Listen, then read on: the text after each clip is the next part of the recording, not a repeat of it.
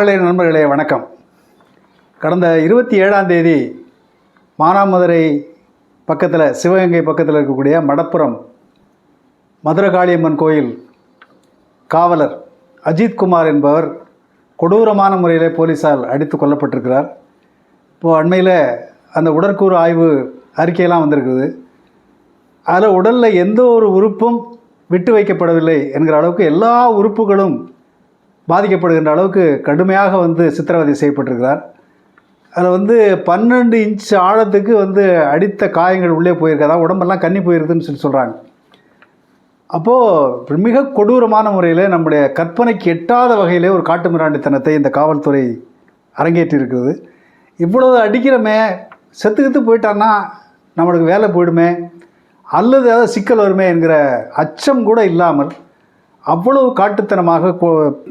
காட்டு மிராண்டித்தனமாக இந்த படுகொலையை செய்திருக்கிறார்கள். இந்த சம்பவம் நடந்ததுக்கு உடனே இதை பற்றி தமிழ்நாடு முழுவதும் இன்றைக்கி ஒரு பெரிய கொந்தளிப்பான நிலையில் தான் இருக்குது. பலரும் அதை பற்றி பேசுகிறார்கள், பலரும் கண்டனம் தெரிவித்திருக்கிறார்கள். இன்னும் திமுகவினுடைய கூட்டணி கட்சிகளே கூட கண்டனம் தெரிவித்திருக்கின்றன.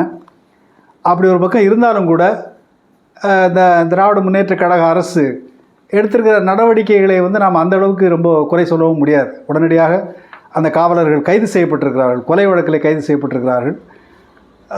சிபிஐக்கு மாற்றிருக்கிறாங்க. சிபிஐ ரொம்ப நியாயமான விசாரணை நடத்தி தண்டிச்சிடணும்லாம் நம்ம அவங்களுக்கு நம்ம சர்டிஃபிகேட் கொடுக்கல. சிபிஐ ரொம்ப யோக்கியமான அமைப்பும் அல்ல. நம்ம தூத்துக்குடி ஸ்டெர்லைட் வழக்கில் இந்த சிபிஐ என்ன யோகியதையில் நடந்துக்கிடுச்சு நமக்கெல்லாம் தெரியும். ஆகையினால அது எந்த நிறுவனமாக இருந்தாலும் அவர்கள் நேர்மையாக விசாரிக்கவில்லை என்று சொன்னால் அதில் நியாயம் கிடைக்காதுங்கிறது பொதுவானது. நியாயமாக அவர்கள் செயல்படுவார்கள் என்பதற்கு உத்தரவாதம் எதுவும் கிடையாது. நியாயமாக நடந்துக்கிட்டால் அது ஒரு பெரிய அதிர்ஷ்டம்தான், அவ்வளோதான். மற்றபடி தமிழக அரசு எந்த விதமான நாங்கள் எந்த விதத்திலையும் சமரசம் செய்து கொள்ள மாட்டோம், நியாயமான விசாரணை நடத்துவோம் என்பதற்கு அடையாளமாக அவர்கள் சிபிஐக்கும் உத்தரவிட்டிருக்கிறார்கள். அந்த வகையில் சரி. ஆனால் இங்கே இப்போ என்னுடைய கேள்வி என்னவென்று சொன்னால், இந்த கொலை சம்பவத்தில் குற்றவாளிகள் அந்த 5 காவலர்கள் மட்டும்தான் குற்றவாளியா என்பதுதான் என்னுடைய கேள்வி. நிச்சயமாக அவர்கள் மட்டுமே குற்றவாளிகள் அல்ல. இந்த 5 பேரையும் கைது செய்யணும் உடனே இந்த 5 பேர் குடும்ப உறுப்பினர்கள் எல்லாம் போய் போலீஸ் ஸ்டேஷனில் முற்றுகையிடுறான். அதுதான் ரொம்ப ஆபத்தானதாக எனக்கு பட்டது. இந்த 5 போலீஸ்காரனுடைய குடும்பமும் அவங்க பொண்டாட்டி பிள்ளைங்கள்லாம் போய் நின்றுக்கிட்டு என்ன போலீஸ் ஸ்டேஷனில் முற்றுகையிடுறான். மேலதிகாரிகள் சொன்னதுனால எங்கள் புருஷனுங்க அடித்தானுங்க, அதுக்கு எப்படி என் புருஷனை கைது செய்கிற என்று இப்படி ஒரு படுகொலையை அரங்கேற்றியதற்கு பிறகு அது மேலே இருக்கிறவன் சொன்னால் நான் செஞ்சேன்னு சொல்லி கூச்சமே இல்லாமல் அந்த குடும்பம் பேசுகிறது. அப்படி இந்த குடும்பத்தை எல்லாம் தூண்டி விட்டு ஆர்ப்பாட்டம் நடத்த வைக்கிறான். இதுதான் நம்முடைய சமூகத்தினுடைய யோகிதை. இதை போல் கேவலம் உலகத்தில் வேறு எதுவும் இருக்க முடியாதுன்னு நினைக்கிறேன். அவன் 5 போலீஸ்காரனில் 5 போலீஸ்காரன் பொண்டாட்டியில் ஒருத்திக்கு கூட ஆமாம் நம்ம புருஷன் செஞ்சது தப்புன்னு ஒருத்திக்கும் தோணலை. இது எவ்வளவு அருவருப்பாக இருக்குது நம்ம சமூகம், நம்முடைய மக்களுடைய சிந்தனை. நாம் தப்பிச்சுட்டா போகிறோங்கிறது மாதிரி தான் இருக்கானே தவிர ஒரு அநியாயம் நடந்திருக்கிறது என்பதை பற்றி கவலை கூட இல்லாத சமூகத்தின் ஒரு பிரதிநிதியாக தான் அந்த பெண்கள்லாம் பேசியிருக்கிறத பார்க்குறோம். அவனை கொலை செஞ்சதை விட அவங்க வீட்டு குடும்பத்தினர்கள் நடத்தின முற்றுகை தான் ரொம்ப கேவலமாக இருந்துச்சு. அது ஒரு பக்கம் இருக்கட்டும். ஆனால் இந்த படுகொலையை நடத்துவதற்கு அந்த 5 காவலர்கள் மட்டுமே காரணம் இல்லை என்பது தான் எல்லாருக்கும் தெரிஞ்ச விஷயம். இதை யாரோ டெல்லியிலேருந்து உயர் அதிகாரி சொன்னதாக சொல்கிறாங்க. அது யாரோ லலிதான்னு சொல்கிறாங்க, இல்லை வேறு யாருன்னு சொல்கிறாங்கன்னு அதெல்லாம் நமக்கு தெரியாது. ஆனால் யாரோ ஒரு உயர் அதிகாரி, ஒரு ஐஏஎஸ் அதிகாரி இதை தீவிரமாக விசாரிக்க வேண்டும் என்று சொல்லி கட்டாயப்படுத்தி அழுத்தம் கொடுத்து அதன் விளைவாக சிவகங்கை மாவட்ட ஏடிஎஸ்பி டிஎஸ்பி இந்த 2 பேரும் இந்த போலீஸ்காரனை ஏவி விட்டு இந்த கொலை நடந்திருக்கிறது. ஆகவே கொலை வழக்கில் இந்த 5 காவலர்களை தவிர இந்த டிஎஸ்பியும் ஏடிஎஸ்பியும் குற்றவாளிகள் தான். இவர்கள் தான் எய்தவர்கள். இப்போ அம்பம் மட்டும் உள்ளர வச்சுருக்கிறோம். எய்தவர்களை நாம் தண்டிக்காமல் விட்டு வைத்திருக்கிறோம், காத்திருப்பு பட்டியலில் வச்சுருக்கிறேன், சஸ்பெண்ட் பண்ணியிருக்கிறேங்கிறதெல்லாம் சும்மா கண்துடைப்பான வேலை. உண்மையான குற்றவாளிகள் என்று எடுத்துக்கொண்டால் இந்த ஏடிஎஸ்பியும் டிஎஸ்பியும் தான். அவர்கள் 2 பேரும் கைது செய்யப்பட வேண்டும் என்பது தான் நம்முடைய கோரிக்கை. அதுதான் உண்மையான நியாயமாகவும் இருக்கும். இல்லை இப்போ அடுத்தது பார்த்தீங்கன்னு சொன்னால் இந்த நகை காணாமல் போயிட்டு அப்படின்னு சொல்லி கம்ப்ளைண்ட் கொடுத்ததாக சொல்லப்படுகின்ற இந்த நிக்கிதாவும் அவங்க அம்மாவும் அது பெரிய மோசடி கும்பல் என்பதெல்லாம் இப்போ ஏராளமாக செய்தி வெளிவந்திருக்கிறது. அந்த நிக்கிதாவோட புருஷன் பிஜேபிக்காரனா, என்னமோ ஒரு ஜின்னு சொல்கிறாங்க, திருமாறன்ஜி அந்த பெண்ணுடைய வந்து தனிப்பட்ட வாழ்க்கையை பற்றி நாம் வந்து பேச வேண்டியதில்லை. ஆனால் அதனுடைய முதல் கணவன் வந்து பிஜேபியினுடைய வந்து ரவுடி பையங்கிறது மாதிரி நமக்கு தகவல் தெரியுது. ஆனால் அந்த பெண்ணும் அந்த பெண்ணுடைய தாய் அவன் அப்பன் இந்த எல்லாம் அந்த மொத்த கும்பலுமே வந்து தன்னுடைய அதிகாரத்தை பயன்படுத்தி கொண்டு அப்பாவி மக்களை, அதாவது வேலைவாய்ப்புக்காக இயங்கி கொண்டிருக்கிற பல இளைஞர்களை ஏமாற்றி லட்சக்கணக்கில் கோடிக்கணக்கில் சம்பாதித்திருக்கிறார்கள் என்ற குற்றச்சாட்டெல்லாம் வந்திருக்குது. ஏராளமான புகார்களெல்லாம் திரும்ப திரும்ப வந்து கொண்டே இருக்குது. நம்முடைய கேள்வி இன்றைக்கி காவல்துறை இதில் வந்து இப்போ அண்மை காலத்தில் நமக்கு இருக்கிற திராவிட முன்னேற்ற கழக அரசு இன்றைக்கி பிஜேபிக்கு எதிரான வந்து போராட்டத்தில் இருக்கக்கூடிய ஒரு அரசு என்கிற முறையில் பலரும் அதை ஆதரிக்கக்கூடிய அதே நேரத்தில் இந்த திமுக ஆட்சியில் இந்த காவல்துறை என்பது மிக மிக மோசமானதாகத்தான் நடந்து கொள்கிறது. இப்போ திமுக ஆட்சிக்கு வந்த பிறகு ஏராளமான வந்து என்கவுண்டர் கொலைகள் நடந்திருக்கின்றன.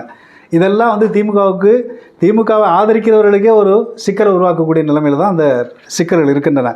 இப்போ நம்மளுடைய கேள்வி இப்போ எல்லாருமே என்ன சொல்கிறாங்கன்னா திமுக இந்த பிரச்சனையில் திராவிட முன்னேற்ற கழகம் வந்து அப்படி ஆயிடுச்சு இப்படி ஆச்சு திமுக. என்னுடைய கருத்து என்னென்னு சொன்னால், ஒரு காலம் இது ஏடிஎம்கே ஆட்சியாவோ பிஜேபி ஆட்சியாவோ இருந்துச்சுன்னு சொன்னால் இந்த அளவுக்காவது நடவடிக்கை எடுத்திருப்பாங்களாங்கிறது ஒரு சந்தேகம் தான். அந்த அளவில் ஓரளவுக்கு நியாயமாக தான் இந்த அரசு நடவடிக்கை எடுத்திருக்கிறது என்பதை நாம் ஏற்றுக்கொள்கிறோம். ஆனால் இது முழுமையான நடவடிக்கை இல்லை என்பது ஒரு உண்மை. ஆனால் இதை தாண்டி நாம் வந்து யோசிக்க வேண்டிய ஒரு விஷயம் என்ன அப்படின்னு சொன்னால், இப்போ எந்த அரசாங்கமுமே என்ன சொல்கிறாங்கன்னு சொன்னால், நாங்கள் காவல்துறை சுதந்திரமாக செயல்பட விடுகிறோம் என்று. நீங்கள் எந்த திமுக ஆட்சியாக இருந்தாலும் சரி, அண்ணா திமுக ஆட்சியாக இருந்தாலும் சரி, எல்லோரும் திரும்ப திரும்ப என்ன சொல்கிறதுன்னு சொன்னால், நாங்கள் வந்து காவல்துறையை சுதந்திரமாக செயல்பட விடுவது தான் மிகப்பெரிய அபாயம். ஏன்னு சொன்னால், இந்த காவல்துறை என்பது மற்ற துறைகளை விட மோசமான துறையாக இருப்பதற்கு முக்கியமான காரணம்னா இவர்கிட்ட இருக்கக்கூடிய வரம்பற்ற அதிகாரம், இவர்கள் கையில் கொடுக்கப்பட்டிருக்கிற லத்தி, இவர்கள் வந்து யாரை வேண்டுமானாலும் கைது செய்யலாம், யாரை வேண்டுமானாலும் அடிக்கலாம், யாரை வேண்டுமானாலும் கொல்லலாம், அவர்களை இந்த அரசாங்கம் காப்பாற்றும் என்கிற அசைக்க முடியாத நம்பிக்கை இந்த காவல்துறைக்கு இருக்கிறது. இதற்கு காரணம் என்னென்னு சொன்னால், இந்த காவல்துறை இல்லாமல் அரசு அதிகாரிகள் லஞ்சம் வாங்க முடியாது, சொத்து சேர்க்க முடியாது, அடாவடித்தனம் பண்ண முடியாது. ஆகவே வந்து அரசு அதிகாரிகள், நீதிபதிகள், ஐஏஎஸ் ஐபிஎஸ் அதிகாரிகள், அரசியல் கட்சி தலைவர்கள் எல்லாருக்குமே இந்த போலீஸுங்கிறது அடியாள் கும்பல், இந்த ஏவல் படையினுடைய உதவி தேவைப்படுகிறது. அதனால தான் எல்லாருமே வந்து போலீஸுன்னா அதிகபட்சமாக காம்ப்ரமைஸ் ஆகிடுறாங்க. இந்த பிரச்சனையிலே கூட ஒரு அப்பாவி கொலை செய்யப்பட்டிருக்கிறான் என்கிற நிலையை வந்து கூட யோசிக்காமல் அந்த உள்ளூரில் இருக்கக்கூடிய மானாமதுரில் அது இப்போ அந்த திருபுவனத்தில் இருக்கக்கூடிய உள்ளூர் திமுக தலைவர்கள் போய் பேரம் பேசியிருக்கிறான். அப்போது ஒரு அநியாயம் நடந்திருக்குது, அதற்கு நியாயம் வேண்டும், அதில் தப்பு பண்ணவன் வந்து தண்டிக்கப்படணுங்கிற எண்ணம் கூட இல்லாமல் போலீஸ்காரனை எப்படி காப்பாற்றுறதுன்னு சொல்லி திமுககாரனை யோசிச்சான்னா போலீஸ்காரன் எப்படி இருப்பான்? அப்போ இந்த மாதிரி ரவுடித்தனம் தான் பண்ணுவான். அதே மட்டும் இல்லை, அது திமுக மட்டும் இல்லை, நீங்கள் உள்ளூரில் இருக்கக்கூடிய எல்லா கட்சி தலைவர்களுமே போலீஸோடு இப்படி கள்ள உறவை வைத்திருக்கிறார்கள். எனக்கு நல்லா தெரியும். இன்னும் சொல்ல போனால் பொது உடைமை அமைப்புகள் என்று சொல்லப்படுகின்ற சிபிஐ சிபிஎம்மில் இருக்கவங்க கூட போலீஸோட வந்து இந்த மாதிரி திருட்டுத்தனமான வந்து உறவை வைத்துக் கொள்கிறார்கள். போலீஸோட காம்ப்ரமைஸ் பண்ணிக்கிறான். அவனை ஏதாவது சிக்கலில் சிக்கிக்கிட்டால் அவனை காப்பாற்றுறதுலையும் எல்லா கட்சியும் ஒரே மாதிரி தான் இருக்கிறான். ஆக இதுதான் இந்த இப்போ காவல்துறை வந்து மிக மூர்க்கத்தனமாகவும் எந்த சட்ட விதிமுறைகளுக்கும் கட்டுப்படாமல் ரவுடித்தனம் செய்வதற்கும், இப்படி அரசியல் கட்சி தலைவர்கள், அதிகாரிகள், நீதிபதிகள் எல்லாரும் அவனுக்கு வந்து துணையாக இருக்கிறது. அவர்களுடைய திருட்டுத்தனங்களுக்கு இவன் வந்து அடையாளாக இருக்கிற இந்த ரெண்டு பேருக்குமான அந்த கள்ள உறவு தான் இந்த காவல்துறை என்பது இவ்வளோ மோசமாக இருப்பதற்கான அடிப்படை காரணம் என்பதைத்தான் நாம் புரிந்து கொள்ள வேண்டும் என்று நான் நினைக்கிறேன். இன்னும் சொல்லப்போனால், இதே மாதிரி இந்த காவல்துறை இப்படி ஒரு சாதாரண அப்பாவை அடித்து கொள்கிறான ஒரு திருட்டு புகார் என்பதற்காக இதே வந்து இந்த காவல்துறை என்னைக்காவது ஒரு பணக்கார வீட்டு பையன் அடிச்சிருக்கிறானா? பணக்கார வீட்டு பசங்க இப்போ எவ்வளோ கார் ஆக்சிடென்ட் பண்ணுறானா, தண்ணி போட்டு லோலாக் பண்ணுறான், எவ்வளோ குற்றச்சாட்டுகள்லாம் வருது.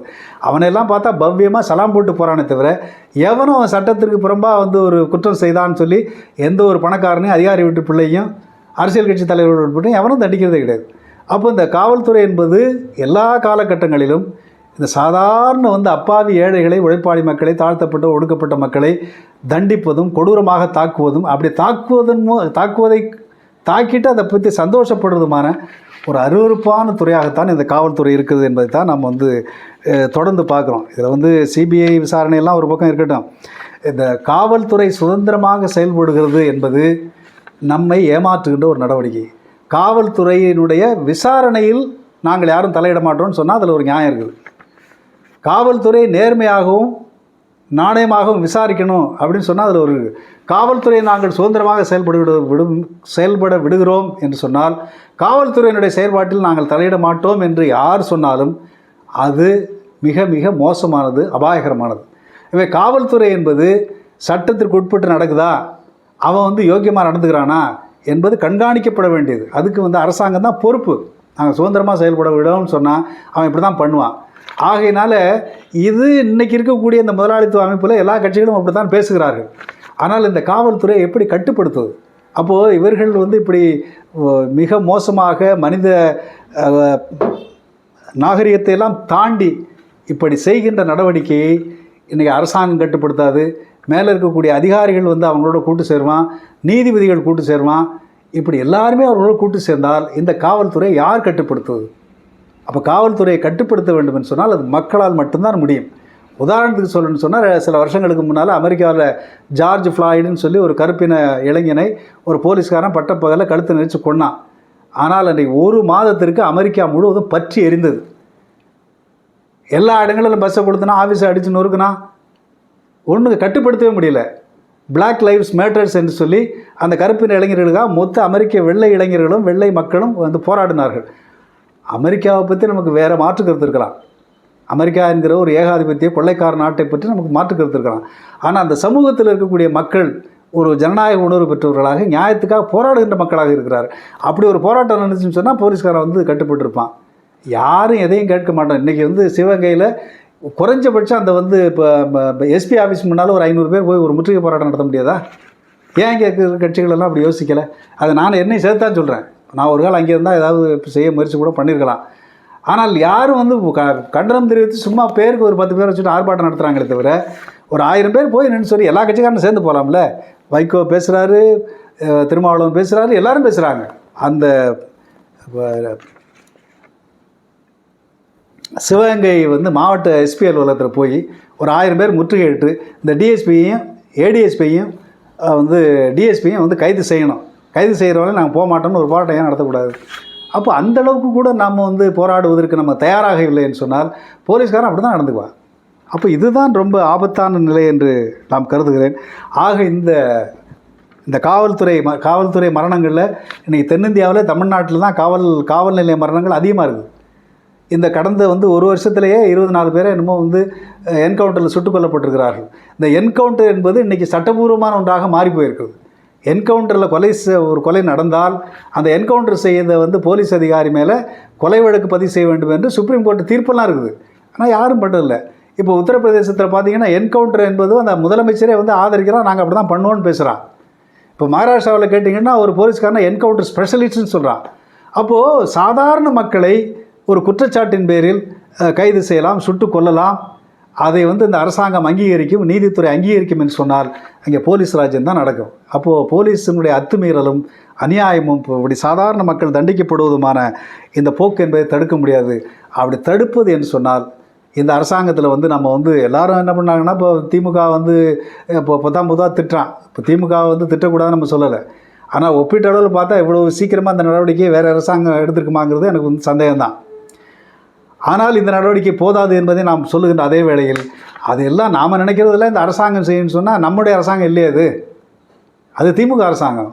அதிமுக அரசாங்கம்னு சொன்னால் அது ஏற்கனவே இருக்கக்கூடிய இந்த முதலாளித்துவ சமூகத்தை ஏற்றுக்கொண்டிருக்கக்கூடிய சிஸ்டத்தில் இருக்கக்கூடிய ஒரு அரசு. அது அப்படி தான் இருக்கும். அதுக்கு மேலே நம்ம ஒன்றும் பெருசாக எதிர்பார்க்க முடியாது. இதுவே பெருசு தான். ஆகவே நாம் நினைக்கின்றபடி நியாயம் வர வேண்டும் என்று சொன்னால் இந்த சமூகத்தில் ஜனநாயக சக்திகள் என்று சொல்லுகின்றவர்கள், அன்றைக்கு முற்போக்கு சக்திகள் என்று சொல்லுகின்றவர்கள், மனித உரிமைகள் நிலைநாட்டப்பட வேண்டும் என்று கருதுகின்றவர்கள், இவர்களெல்லாம் தனித்தனியாக பேசுகிறதுனால இந்த பிரச்சனை தீராது. அவை இப்படிப்பட்டவர்கள் எல்லாம் எல்லா சந்தர்ப்பங்களில் இப்படி எங்கெங்கெல்லாம் அநியாயம் நடக்கின்றதோ, எங்கெங்கெல்லாம் போலீஸ் அத்துமீறல் நடக்கின்றதோ அங்கெல்லாம் மக்கள் சமூகமே ஒன்றாக திரண்டு அவர்களுக்கு எதிராக வந்து கலகம் செய்தால் தவிர, போராடினால் தவிர, கலகம்னா அது அந்த நியாயத்தை கேட்பதற்கான அந்த போராட்டம், அப்படி போராடினால் தவிர இந்த அரசாங்க அதிகாரியுடைய அத்துமீறல், அதே போல் அரசியல் கட்சி தலைவருடைய அத்துமீறல், போலீஸினுடைய அராஜகம், இதை கட்டுப்படுத்துவதற்கு ஒரே வழி மக்கள் போராட்டங்கள் மட்டும்தான். அதைத்தான் நாம் நம்ம நாட்டில் இருக்கக்கூடிய அரசியல் இயக்கங்களும் சரி, ஜனநாயக இயக்கங்களும் சரி சிந்திக்க வேண்டும். அது ஏதோ வந்து பாத்தியா திமுக வந்து இது கிழிஞ்சு போச்சு, அடுத்த தேர்தலில் திமுக ஜெயிச்சு, சரி அடுத்த தேர்தலில் திமுக ஜெயிக்க வேணாம், திமுக வருது, இந்த போலீஸ்காரெலாம் திருந்திடுவானா? ஒரு 25 வருஷத்துக்கு முன்னாடி நம்ம ஒரு பாட்டு ஒன்று எழுதுகிறோம், திருத்த முடியுமா போலீஸை திருத்த முடியுமா, நிமித்த முடியுமா நாய்வாலை நிமித்த முடியுமான்னு. அது இன்றைக்கி அப்படி தான் இருக்குது. ஆகவே இது வந்து முழுக்க முழுக்க ஆளும் வர்க்கத்தினுடைய சொத்துடைய வர்க்கத்தினுடைய அடியாளாக கட்டமைக்கப்பட்ட ஒரு நிறுவனம். அந்த நிறுவனத்தை மக்கள் போராட்டங்கள் வழியாகத்தான் கட்டுப்படுத்த முடியும், மக்கள் போராட்டத்தின் வழியாகத்தான் தண்டிக்கப்பட முடியும். அந்த திசையிலே நாம் சிந்திக்க வேண்டும் என்பதுதான் இந்த படுகொலை நமக்கு கற்றுத்தந்திருக்கிற பாடம். நன்றி, வணக்கம்.